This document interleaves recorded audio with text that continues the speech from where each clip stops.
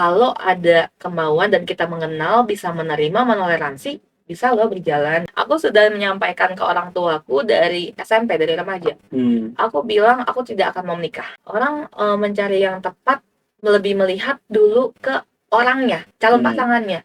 Tapi sebenarnya untuk mendapatkan yang tepat, kamu harus lihat ke dirimu dulu. Kalau kamu nggak tahu bentuk puzzlemu seperti apa, bagaimana kamu tahu puzzle yang tepat untuk kamu? Lebih baik batal menikah dibandingkan gagal menikah.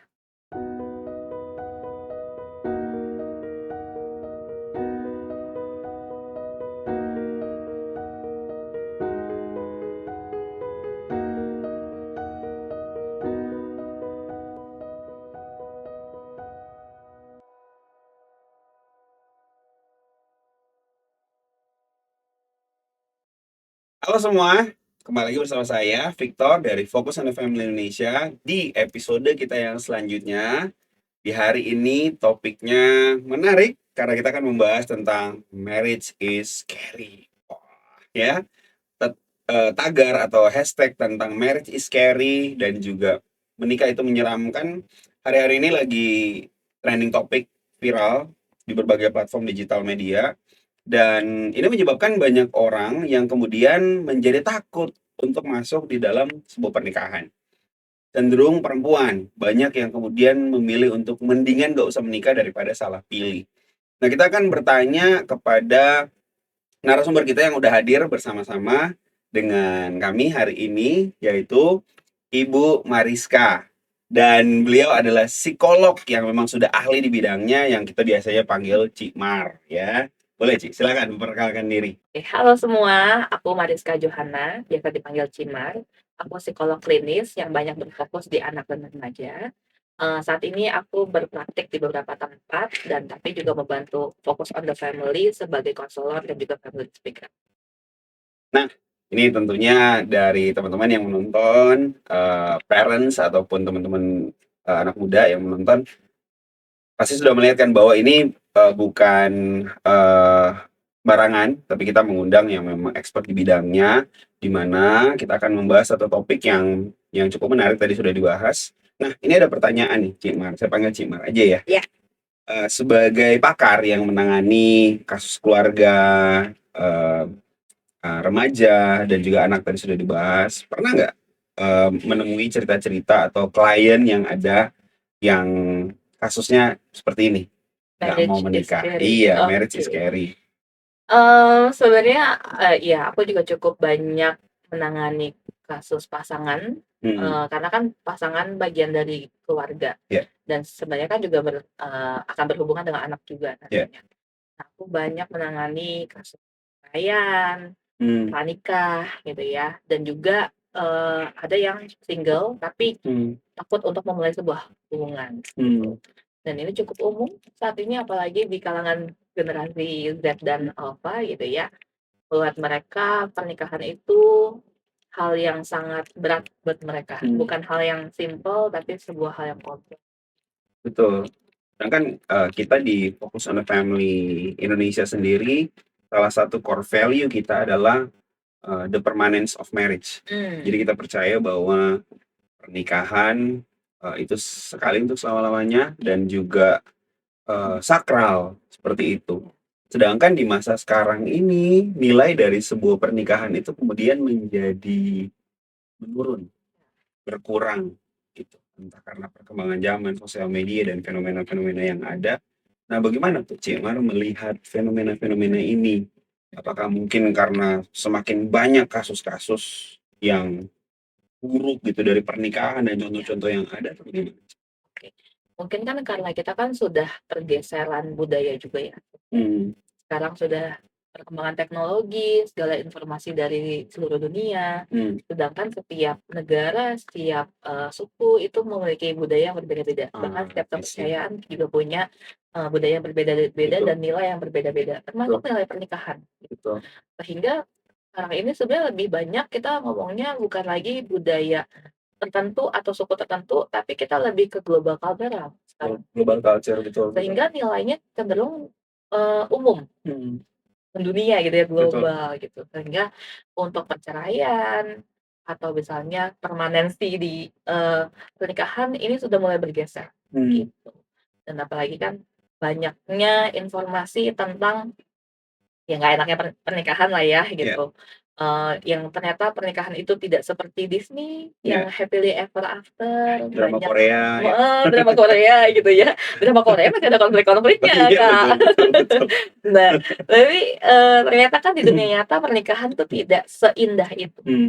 Banyak tantangannya, banyak hal yang perlu dipersiapkan juga sebelum menikah, sehingga di pernikahan itu, tantangan itu bisa dilewati bersama. Tapi kan iya, mungkin sebelumnya tidak dipersiapkan, belum ada pendidikannya juga kebanyakan gitu ya.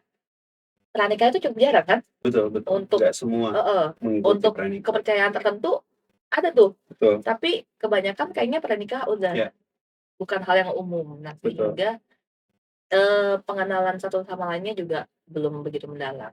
Ya, marriage is scary, jadi banyak hal-hal yang peristiwa nggak enaknya dalam pernikahan dimunculin di sosial media. Orang memandang pernikahan itu ya menakutkan, menyeramkan, nggak enak. Betul. Tapi kalau kita memikirkan sesuatu yang nggak pasti, it's scary sebenarnya. Sesuatu yang nggak pasti di masa depan ya it's scary. Bukan cuma marriage, tapi kayak contoh mau masuk dalam satu season yang baru, dari sekolah mau kuliah mau kerja, itu kan masuk ke lingkungan yang baru, season yang baru, it's scary. Tapi kan bukan berarti karena itu scary dan bukan berarti kita nggak bisa melakukannya. Berarti it will be scary kalau kita tidak mempersiapkan diri. Contoh, kalau misalnya saya kuliahnya misalnya bahasa, ini contoh lah, bukan berarti ini nggak ngomongin jurusan ya. Saya kuliah bahasa, terus saya mau ngelamar kerja di bidang kimia. It's scary lah, saya nggak tahu apa-apa tentang kimia gitu. Ya sama dengan pernikahan juga begitu, makanya tadi saya setuju banget. Sebenarnya dari pemerintah, yang saya tahu dari pemerintah tuh ada program-program tentang mempersiapkan pernikahan, tentang pranikah seperti itu. Cuman tes kesehatan. Ya betul, cuman memang belum masif aja dan belum terimplementasi di setiap daerah di Indonesia. Seperti itu. Dan mungkin tidak semua orang juga menyadarinya. Akses untuk itu juga saya belum tahu mudah apa enggak gitu kan. Ya. Jadi sebenarnya it will be scary kalau nggak siap knowledge-nya. Orang udah siap aja masih banyak kaget-kagetnya. Iya. Ada shock-shocknya. Iya, nah gimana nih Cik Mar kan sendiri sudah masuk tahun keberapa Cik dalam pernikahan? Tahun ini akhir tahun akan tahun ke-6. Tahun ke-6. Saya masuk tahun ke-7 nih ya. Wah, lebih senior. Iya, jadi ini justru pas banget, relate banget karena kita kan generasi millennials dan banyak teman-teman dari justru yang Gen Z ini yang agak takut gitu ya untuk masuk dalam pernikahan. Gimana menurut Cik Mar sendiri kepada anak-anak muda yang sekarang berpikir, oh mendingan nggak usah menikah lah daripada salah pilih. Nah itu gimana? Sebenarnya kalau dari pengalaman pribadiku, Victor, aku juga pernah di posisi itu, bukan pernah, bahkan di posisi itu gitu. Aku sudah menyampaikan ke orang tuaku dari SMP, dari remaja. Aku bilang aku tidak akan mau menikah. Aku tidak akan menikah, aku hanya akan berkarir, menjadi wanita karir. Kalau aku pengen punya anak, aku akan adopsi anak. Gitu. Dan aku bilang ke mamaku, jangan berharap aku one day akan nikah. Jadi udah diwanti-wanti nih gitu. Jadi jangan pernah nuntut aku untuk menikah.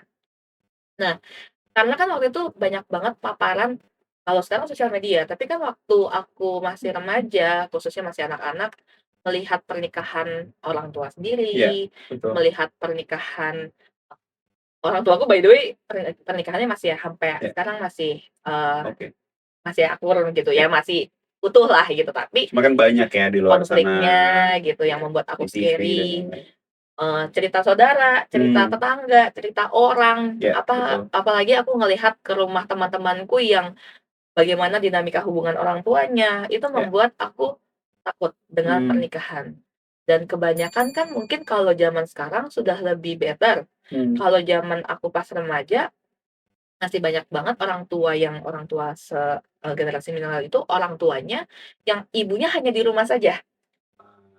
Sedangkan Cemar kan mau berkarir. Betul. Sedangkan aku punya cita-cita, aku merasa kalau menikah aku akan terhambat karirnya atau suamiku pasti nggak akan kasih dan aku tidak bisa memenuhi aktualisasi diriku sendiri Iya.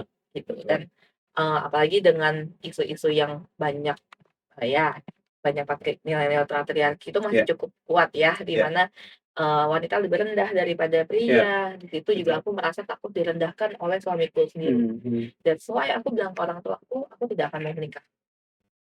Nah, sampai pada akhirnya ternyata ya aku belajar seiringnya waktu, belajar juga di jurusan psikologi untungnya gitu ya, dan belajar juga dari banyak pengalaman yang lain, nikah tidak semenakutkan itu kok ternyata. Berarti ada turning point-nya, di Betul. mana sekalipun waktu dari SMP itu kan berarti cukup ini kan, udah cukup lama dari remaja ya, terus kemudian sudah yakin bahwa tidak akan menikah, tapi kemudian something happen, ada turning point-nya. Nah, apa sih peristiwa atau momen yang kemudian membuat Cemar tuh ada turning point-nya? Oke. Sebenarnya turning point-nya lebih ke karena aku mulai mengenal banyak orang dan aku melihat, oh ya selama ini aku melihat dark side-nya orang. Selalu melihat dark side-nya orang, tapi ternyata enggak loh, banyak juga orang yang punya sisi terangnya juga, sisi baiknya, dan kalau ada kemauan dan kita mengenal, bisa menerima, menoleransi, bisa loh berjalan gitu. Jadi dan aku juga belajar dari pertemanan, oh selama ini aku tidak percaya dengan orang, trust issue dan lain-lain. Tapi ternyata ada loh teman yang mau menerima apa adanya dan lain-lain, itu titik poin balikku melihat sebuah hubungan bukan lagi menakutkan. Hubungan apapun ya jadinya, bukan hanya pernikahan. Dan aku merasa, oh mungkin pernikahan juga tidak semenakutkan itu, asalkan aku mengenal diriku, sehingga aku mengenal apa yang aku harapkan, apa yang aku inginkan, apa yang aku nggak mau dari pernikahan itu, dan aku juga mengenal calon pasanganku, sehingga apa yang aku takutkan kita sudah sepakati, apa yang aku tidak mau tidak terjadi di pernikahan, dan apa yang kita sama-sama mau tuju tetap tercapai. Nah, disitulah akhirnya juga aku bertemu suamiku. Aku ngobrol, obrolan selalu kalau punya pacar tuh obrolannya adalah aku memberitahukan tentang my map, my personal map. Background historiku apa, kelebihan kekuranganku apa, dan future map aku apa. Aku ke depan mau kemana? Kamu mau kemana? Kira-kira background historimu sama ke depanmu bisa kita jalan bareng nggak? Betul. Nah, ternyata iya banyak hal yang bisa match. Di situ ya akhirnya memberanikan diri untuk yuk jalan bareng. Gitu. Jadi ternyata dari bagaimana how we prepare atau marriage preparation lah bahasanya, karena kita juga ada program marriage preparation untuk teman-teman yang mau mempersiapkan diri untuk pernikahan. Ada sesi khusus beberapa kali pertemuan yang calon laki-laki terpisah, perempuan terpisah, dan ada sesi gabungannya juga di Focus on the Family Indonesia. Dan juga memang ada program khusus untuk marriage preparation yang kita lakukan dan juga yang sedang kita kembangkan. Karena tujuannya memang seperti tadi Cik Mara katakan, bagaimana pernikahan itu sesuatu yang menakutkan karena kita belum ada di sana. Uncertainty itu kan sesuatu yang menyeramkan, misterius gitu. Tetapi ketika kita setidaknya mempelajari dan mempersiapkan diri, benar ya, kita setidaknya mengurangi rasa takut itu, apalagi kalau di dalam menemukan pasangan hidup yang tepat. Nah, itu juga memang cukup penting sih. Ini kalau kita ngomongin menemukan pasangan hidup yang tepat itu agak tricky juga sebenarnya. Jadi kalau boleh tahu berapa lama pacaran ya? Aku pacaran tuh dari 2013. Sorry. 2014 menikah di 2019. Jadi 5 tahun. Oke. Cukup lama ya. Kalau saya pacarannya 6 tahun. Wah, jadi lebih lama lagi. ya sebenarnya lebih pendek dari itu, cuman I kemudian kita see. decide untuk menyelesaikan studi di S2 baru kemudian menikah gitu, karena ada beberapa pertimbangan-pertimbangan. Tapi tadi menarik sekali nih Manci, untuk mendiskusikan hal-hal yang krusial, apalagi yang berhubungan dengan masa depan. Bukan hanya pastikan masalah keuangan perlu didiskusikan, pola asuh nanti perlu didiskusikan, dan banyak hal gitu. Dan salah satu juga ya tadi yang paling penting adalah my map sama ya my future map. Itu juga sangat penting, dimana pasangan kita bisa tahu dan kita juga secara terbuka. Dan saya yakin ini pasti sudah di level tertentu, kan nggak mungkin baru 1 minggu gitu kan, terus sudah cerita semua, kan pasti ada proses lah. Tapi enggak, by the way. Jadi aku cuman mulai ngobrol tuh sampai pacaran cuma 3 minggu. Dari mulai kenal sampai pacaran 3 minggu. Tapi ketika dia ngajak foto pacaran, itu aku bilang, ntar dulu nih, kok lu tiba-tiba ajak pacaran gitu kan. Akhirnya kita ngobrol. Jadi seharian itu aku ngobrol sama dia, karena kan aku 3 minggu kenal apa sih, Pak, gitu. Sehingga pas di hari itu aku benar-benar ngobrol semua tentang historiku. Aku ngobrol semua tentang rencanaku, dan aku tanya semua histori dia dan tanya semua rencana dia. Gitu. Karena mungkin buat orang-orang pacaran tuh masa PDKT. Tapi menurutku pacaran udah komitmen. Jadi itu juga udah scary buat aku, pacaran by the way. Jadi bukan hanya marriage is scary, tapi pacaran pun udah scary buat aku. So sebelum ke sana aku persiapkan dengan baik. Gitu. Jadi sebelum itu aku ngobrol banget apapun yang teman-temanku nggak tahu, bahkan aku sampaikan. Dia juga sampai kaget-kaget by the way. Karena 3 minggu ngobrol kenal apa gitu. Tapi oke, lu siap nggak kalau misalnya one day kita pacaran, ini semua sifat ini akan keluar nih gitu. Dan nanti di pernikahan ya juga pasti akan lebih keluar. Jadi aku maunya ketika pacaran dia juga nggak kaget. Kok PDKT halus banget, ternyata pacaran enggak. Apalagi pas pernikahan kok kaget gitu. Aku nggak mau di situ. Nah, ini mungkin di level yang sudah cukup dewasa untuk apalagi sudah mempersiapkan pernikahan. Cuman tidak direkomendasikan buat teman-teman yang masih di sekolah gitu ya. Terus udah cerita semua kan, nanti oversharing. Tapi kalau begini saya rasa memang harus sih disampaikan sih, apalagi kalau memang kita tujuannya untuk menikah. Dan orang yang sudah di level tertentu, level kedewasaan tertentu untuk mempersiapkan diri pada pernikahan, ya pasti akan mendiskusikan hal seperti ini. Dan tadi bagus juga mengenai future map, bicara tentang life goals. Karena ada banyak orang yang tidak mendiskusikan hal ini pada saat kan seringkali terjadi konflik gara-gara tujuan yang berbeda. Betul. Tidak didiskusikan sebelum menikah, ketika menikah ternyata ada goal ini dan kemudian tabrakan dan kemudian memutuskan untuk berpisah, kan sayang banget. Padahal sebenarnya bisa didiskusikan sebelum menikah. Dan kebanyakan kan gini Kak Victor, lebih ke ini kebanyakan ketakutan para perempuan nih biasanya gitu ya. Tadi ketika menikah terputus jalan karirnya. Iya, betul. Terputus mencapai tujuan hidupnya, mencapai cita-citanya. Nah, sehingga ini penting banget diomongin sebelum menikah gitu. Karena kalau misalnya suaminya keberatan untuk kerja, istri atau apapun, ya kamu bisa mempertimbangkan untuk melanjutkan hubungan ini ke tahap yang lebih serius atau tidak. Gitu. Iya, dan juga kan ekspektasi kita juga harus sama-sama tahu ya, gitu. Karena kalau dari misalnya calon pasangannya ekspektasinya pernikahannya seperti apa? Oh, kalau ada mungkin laki-laki yang mau istrinya di rumah aja, jaga anak, urus rumah gitu ya. Saya yang hidupin kamu gitu. Tapi kan banyak juga perempuan yang nggak mau kayak gitu. Nah, nggak salah, nggak ada yang salah. Tapi yang salah adalah kalau ekspektasinya tidak disampaikan. Dikomunikasikan di awal. Kalau memang tidak pas, tidak cocok, dipaksakan. Nah, ini yang nantinya akan saling menuntut nantinya. Padahal goals map-nya itu tidak sesuai jalan. Nah, itu yang akhirnya bertabrakan, ini nggak bisa juga.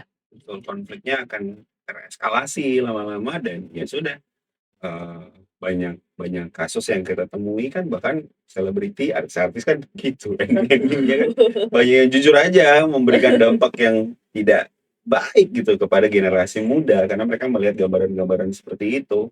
Padahal kan sebenarnya bisa dikomunikasikan dengan baik, nggak salah kalau misalnya contoh lah, saya sebagai suami misalnya, mengharapkan istri misalnya di rumah untuk, karena pekerjaan sebagai ibu rumah tangga itu juga pekerjaan yang mulia, itu nggak Betul, salah. setuju. Tapi harus disepakati gitu. Kalau Betul. ternyata istrinya atau calon istrinya punya keinginan untuk menjadi wanita karir atau Nah, berkarya di luar, nah, bukan di belakang layar, maka ya itu harus disepakati bersama. Kalau tidak ada kesepakatan di situ sebaiknya jangan dilanjutkan, benar aja ya? betul. Daripada Jangan dipaksakan. dipaksakan dan terjadi konflik sesuatu yang kemudian akan menjadi luka Iya. gitu, yang menyebabkan trauma apalagi kalau sudah punya anak. Wah, itu kasihan anaknya sih. Iya. Dan kebanyakan ujung-ujungnya gini kok, kalau dipaksakan, salah satunya merasa sudah mengorbankan diri, tapi kok Betul, tidak diberikan apa yang harusnya diberikan. betul, Saya sudah betul, mengorbankan, mana pengorbanan balikmu, betul, gitu. betul, Akhirnya ujungnya jadi saling nuntut aja, itu yang akhirnya jadi betul.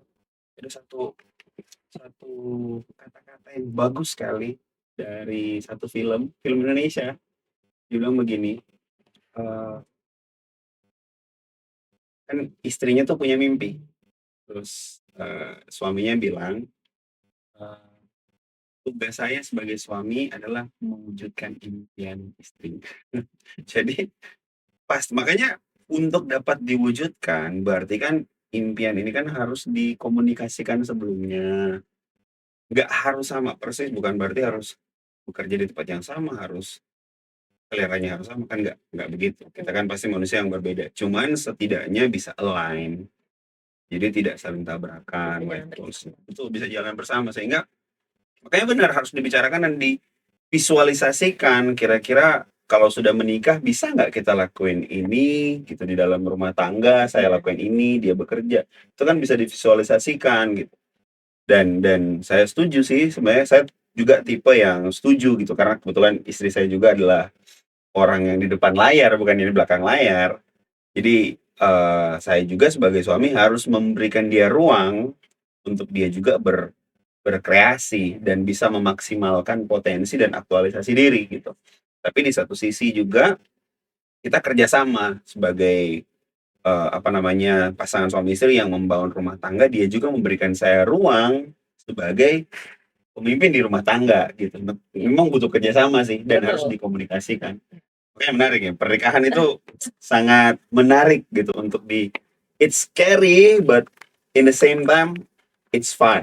Betul. Kalau ketemu yang pas sebenarnya nggak Kalau ketemu scary, yang pas. gitu. Betul, betul. Jadi senang ada yang nemenin gitu. Jadi jalan bareng-bareng dan Betul. kamu jalan nggak sendiri. Yes. Nah, untuk mencari yang tepat itu memang prosesnya Nah, jangan buru-buru gitu betul. ya. Dan Prosesnya. kebanyakan lebih tricky-nya gini, orang, mencari yang tepat lebih melihat dulu ke orangnya, calon pasangannya. Tapi sebenarnya untuk mendapatkan yang tepat, kamu harus lihat ke dirimu dulu. Harus jadi yang tepat juga. Kamu harus kenal dirimu dulu. Betul, betul, betul. Ketakutanmu apa, Betul. kelemahanmu apa, kelebihanmu Ya, apa, betul. sehingga kamu tahu dengan orang yang bagaimana yang bisa tepat dengan kamu. Kalau kamu nggak tahu bentuk puzzle-mu seperti apa, Betul. bagaimana kamu tahu puzzle yang tepat untuk kamu? Betul, betul, betul. Nah, tapi kan masalahnya, aku suka banget lebih nggak ke puzzle ya, aku tuh lebih suka banget pakai, perumpamaan, penggambaran yang visualisasi tuh, kita tuh pernikahan kayak alat makan, sendok sama garpu. Nah, tapi dilihatnya bukan kamu butuh garpu atau kamu butuh pisau, tapi lihatnya adalah di piringmu, kamu mau makan apa? Ya. Kalau kamu mau makan bakmi, bukan sendok sama garpu, sendok sama sumpit lebih enak. Kalau mau makan steak, bukan sendok sama garpu, sendok sama pisau. Ya. Jadi udah mengenal diri sendiri, tapi juga tahu tujuanmu apa. Betul. Apa yang mau kamu kerjakan. Sehingga cari partner untuk tujuan yang sama, meskipun bentuknya berbeda, tapi saling melengkapi. Wow. Ternyata salah satu soft skills self awareness itu tidak hanya dibutuhkan pada saat bekerja, Betul. tapi juga pada saat membangun pernikahan, Betul. gitu ya. Karena kalau orang nggak kenal dirinya juga bagaimana dia bisa kemudian membangun pernikahan dengan baik ya. Ya. Jadinya menuntut orang lain untuk memenuhi kebutuhan dia gitu. Betul. Dan ada banyak orang yang saya lihat juga karena kan banyak sekali ya kasus-kasus mengenai pernikahan ini, di mana pernikahan itu jadi apa ya, orang beranggapan pasangan dia harus memenuhi kebutuhannya secara emosional, mental. Tapi masalahnya tahu kebutuhannya apa enggak? Iya, dan dan dan sebenarnya seseorang yang dewasa, kalau kita di Focus on the Family itu sendiri ada healthy marriage model. Di salah satu program kita namanya Journey to Us, kita membahas tentang healthy marriage model, dan di situ kita menjelaskan bahwa sebenarnya kita ini punya tanggung jawab di apa ya sebutnya ya, di halaman kita. Mental, spiritual, emosi, dan juga fisik. Ya. Kita nggak bisa menuntut pasangan kita untuk selalu memenuhi hal itu. Kita juga punya tanggung jawab terhadap hal-hal itu untuk diri kita sendiri. Makanya kenapa orang harus beres dengan dirinya sendiri dulu gitu, untuk masuk di dalam sebuah pernikahan, sekalipun tidak saya nggak bilang harus sempurna ya. Ya.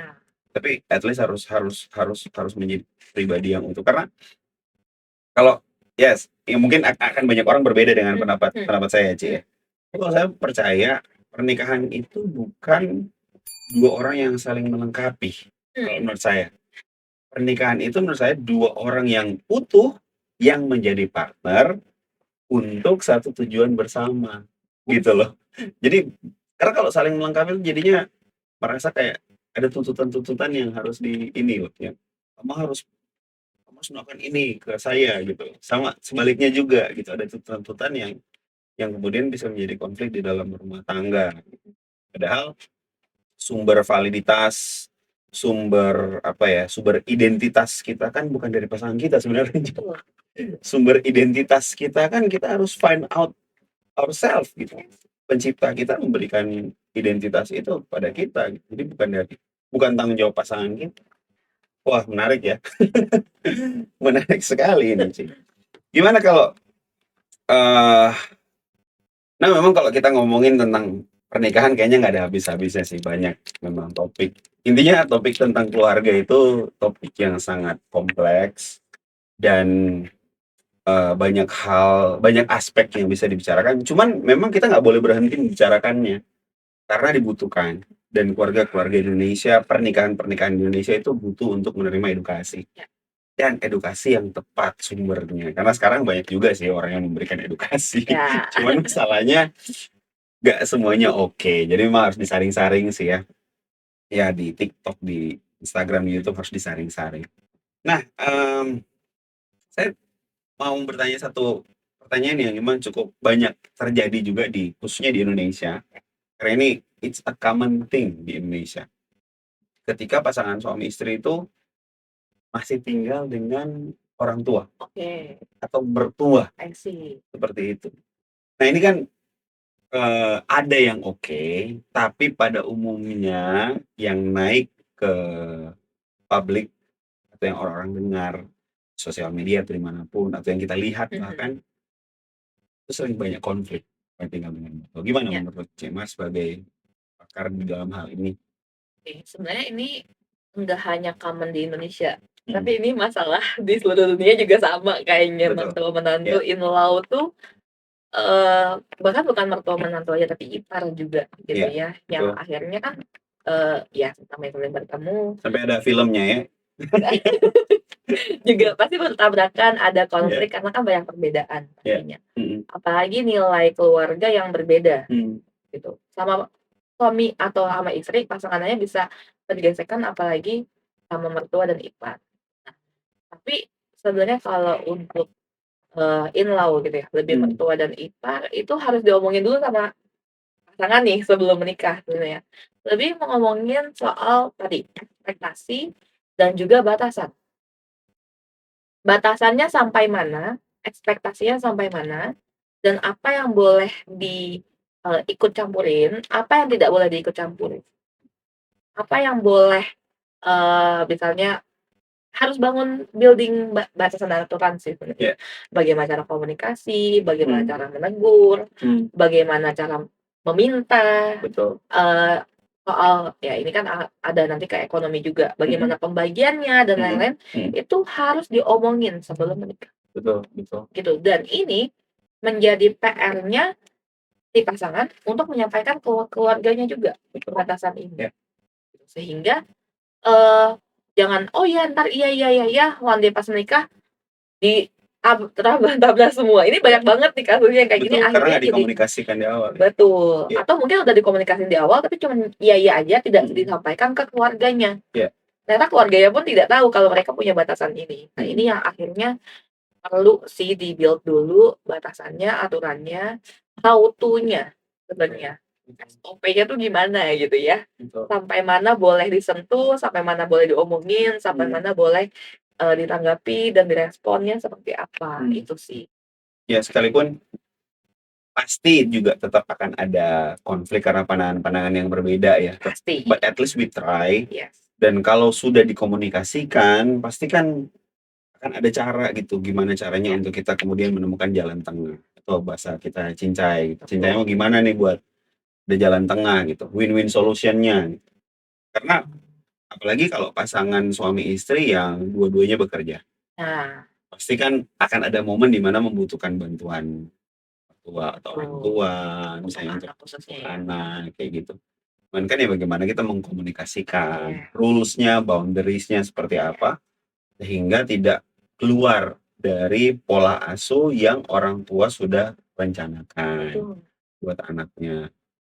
Ya ini memang menjadi struggle juga banyak orang, tapi saya lihat bisa kok untuk dilakukan gitu. Bahkan waktu itu kita Focus on the Family pernah bawa topik mertua versus menantu.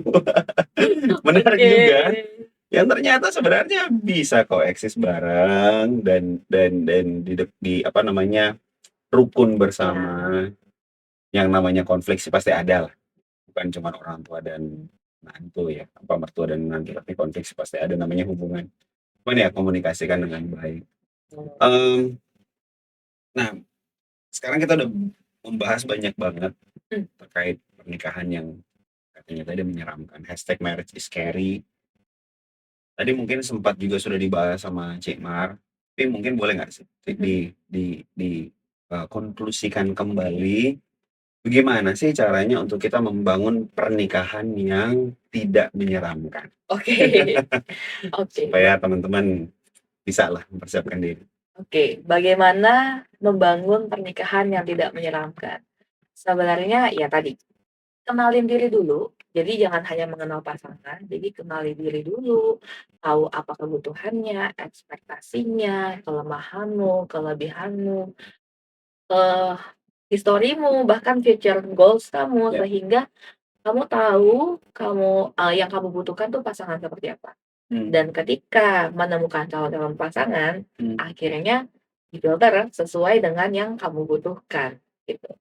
Dan juga harus temuin red flag, green flag sendiri sih, gitu. Jadi setiap kita tuh punya red flag, green flag-nya beda-beda. Mungkin di Kak Victor itu green flag, di aku red flag. Mungkin di aku green flag, di Kak Victor red flag. Karena setiap kita kan punya history yang berbeda-beda. So, coba itu di-firmin, walaupun nemuin di pasangan jangan ditabrakin.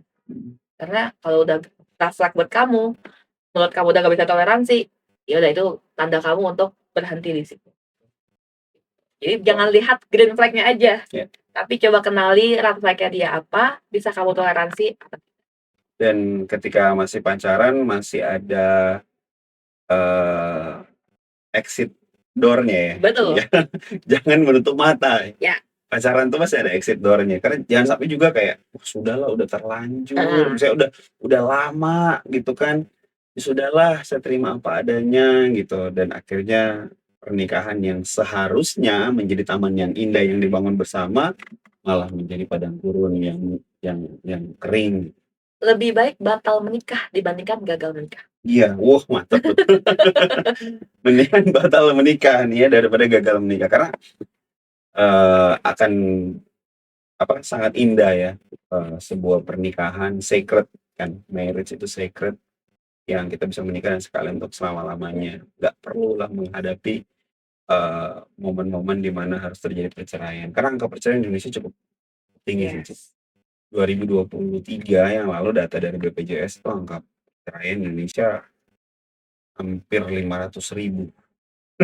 Yes. Jadi dalam 10 menit ada orang yang bercerai. Itu yang dilaporkan. Yang dilaporkan. Itu yang dilaporkan dan yang menikah hampir segitu juga datanya mirip-mirip, yang bercerai juga begitu, yang melaporkan. Jadi, ya makanya saya bilang memang itulah alasan kenapa muncul hashtag marriage is scary ini kemudian ya. Banyak orang yang kemudian, aduh takut untuk menikah. Tapi ini buat teman-teman juga, atau siapapun yang menonton gitu ya, mungkin pengalaman-pengalaman buruk atau gambaran-gambaran yang buruk tentang pernikahan yang kita lihat, yang kemudian membuat kita merasa takut untuk menikah. Tapi saya mau katakan, kita layak kok punya pernikahan yang baik. Kita bisa kok punya hubungan suami istri yang baik, asal kita mau memperjuangkannya dan mau belajar. Dan ketika kita masuk di dalam pernikahan pun, kan akan ada what if. Gimana kalau misalnya kita berbuat kesalahan ketika kita sudah menikah? Ya, namanya manusia akan melakukan kesalahan. Yang harus kita lakukan adalah ya belajar dari kesalahan itu dan perbaiki menjadi manusia yang lebih baik demi pasangan kita, demi diri kita sendiri juga, dan demi apalagi yang udah punya anak, demi anak-anak kita. Jadi mungkin pertanyaannya setelah menikah ya what kind of family, what kind of legacy that you want to build, that you want to share to your children, untuk anak-anak di masa depan.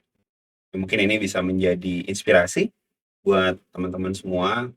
Jangan takut untuk menikah, karena pernikahan ternyata menurut expert kita tidak semenyeramkan itu, asalkan ada persiapan yang matang yang sudah kita lakukan. Terima kasih dan sampai jumpa di episode selanjutnya.